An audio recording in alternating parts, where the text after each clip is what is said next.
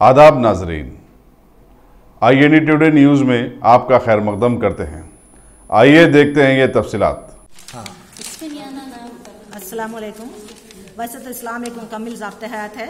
इस्लाम ज़िंदगी के हर शोबे में रहनुमाई करता है, जैसे अखलाकियात, माशियात, सियासियात वगैरह। लेकिन इन अहकामात पर हम इस वक्त अमल करने से कासिर है।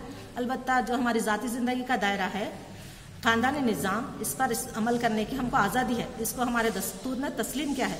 मुस्लिम पर्सनल लॉ है, इसी तरह से क्रिश्चियन पर्सनल लॉ है, इसी तरह से सिखों का पर्सनल लॉ है, 18 पर्सनल लॉ है। लेकिन हमारे पर्सनल लॉ में मदाखलत मोदी साहब कर रहे हैं, जबकि हमारे पर्सनल लॉ में निकाह, तलाक वगैरह जो भी हमारे हैं और कई मसाइल हैं हमारे। इस तरीके से हम अच्छी तरह से हम तमाम मुसलमान पर्सनल लॉ पर अमल पैरा हैं। ये हमारा एक फितरी कानून है, ये कुरान का दिया हुआ कानून है। लेकिन मौजूदा हुकूमत और मीडिया लोगों के दरमियान गलतफहमी पैदा कर रही है।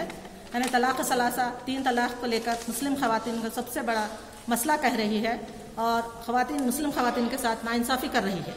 लेकिन मुस्लिम खवातीन का सरे से तलाक सलासा से कोई मसला नहीं है, बल्कि दिगर मज़ाहिब के खवातीन के मुकाबले में मुसलमानों में तलाक का तनासुब बेइंतहा कम है, 0.5 के करीब में है, जबकि दूसरे मज़ाहिब में बहुत ज़्यादा है।